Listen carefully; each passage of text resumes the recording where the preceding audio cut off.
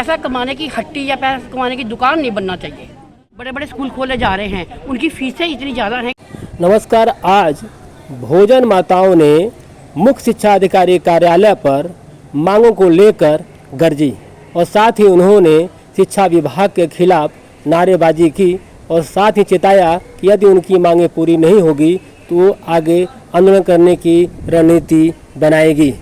इस मामले में जब यहाँ पे बैठी आंदोलनकारियों से बातचीत की गई तो उन्होंने कहा कि जो पब्लिक स्कूल है उसमें भी बेहतर सुविधाएं होनी चाहिए, न कि पब्लिक स्कूलों को दुकान बनने दी जाए।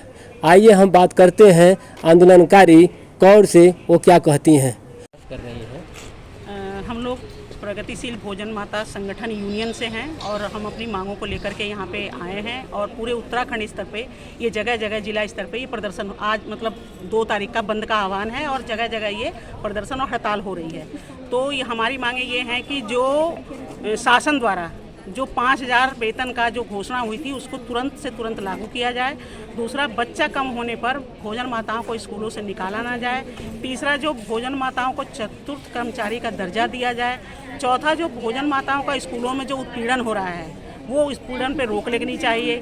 5वां, जो भोजन माताएं स्कूलों का जियो द्वारा केवल उनका 2 से 2.5 घंटे का काम है, लेकिन वो समय जो सीमा है वो बढ़ा करके 5-6 घंटे हो जाती है। जैसे स्कूल खुलने से पहले, टीचर आने से पहले ताला खोलना, साफ सफाई करना, फिर खाना बनाना, बच्चों को खाना खिलाना, फिर डाक जो आती है वो इधर उधर पहुंचाना, फिर माली का भी काम करना, सब्जी बागवानी का काम करना, यानी कि 4 जो कर्मचारियों का काम है केवल एक भोजन माता करती है और मानदेय कितना मिलता है? केवल 3,000 रुपये। तो 3,000 में किसी भोजन माता का घर कैसे चल सकता है? आप इतने सारे लोग हैं यहाँ पे, समझ सकते हैं अच्छी तरह। एक हमारी मांग न्यूनतम वेतन की भी, जो सरकार ने घोषणा की न्यूनतम वेतन वो लागू करे और भोजन माता यूनियन की मांग है 18,000, वो भी लागू करे। संख्या इसलिए कम हो रही है कि जो सरकारी स्कूलों का जो शिक्षा नीति नई जो लेके आ रहे हैं, जो स्कूलों का प्राइवेटाइजेशन हो रहा है लगातार, जो बड़े बड़े स्कूल खोले जा रहे हैं, जो सरकारी स्कूल के अलावा प्राइवेट स्कूलों को भी मान्यता देते हैं, तो ये हर स्कूल में एक बच्चों के लिए खेलने के लिए ग्राउंड हो, लाइब्रेरी हो, प्रयोगशाला हो और शौचालय हो। अगर ये चीज़ें नहीं हैं तो किसी भी स्कूल को सिर्फ एक पैसा कमाने की हट्टी या पैसा कमाने की दुकान नहीं बनना चाहिए, क्योंकि ये हमारे समाज के उत्थान को एक रोक लगाएगी।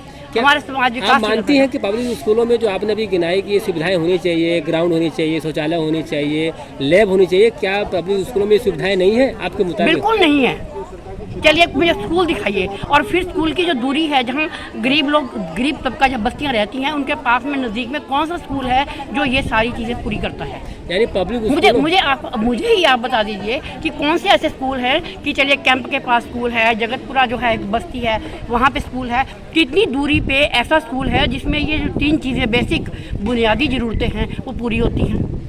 उसके अलावा ये जो बड़े बड़े स्कूल खोले जा रहे हैं उनकी फीसें इतनी ज़्यादा हैं कि वहाँ तो एक जो बस्ती में रहने वाला है उसकी खुद की महीने की तनख्वाह उतनी नहीं है, जब उसकी वेतन उतना नहीं है, जब उसकी मजदूरी उतनी नहीं बनती कि वो अपने बच्चे को 5,000 10,000 दे के जो है वो उन स्कूलों में भेज सके।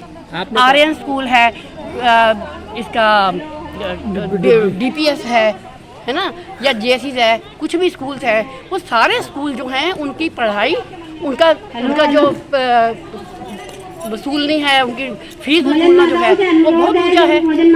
ऑनलाइन पढ़ाई है, जबकि हम चाहते हैं कि हमारे बच्चे जो हैं अभी ये मोबाइल वगैरह से दूर रहें, लेकिन हमारे स्कूलों में जानबूझ के ये तरीका अपना लिया गया है कि बच्चों को ऑनलाइन पढ़ाने का जो सिस्टम है वो शुरू कर दिया गया है। जबकि बच्चा जब स्कूल में आता है अपने साथियों के बीच में बैठ के पढ़ता है, खेलता है, कूदता है, वो पढ़ाई वो ठीक।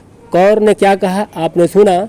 इतना तो तय है कि आंदोलनकारी लंबे समय से अपनी मांग को लेकर आंदोलन धरना प्रदर्शन करते रहते हैं। अब देखना है कि इनकी मांगों पर शासन प्रशासन कब एक्शन लेता है। ठीक है।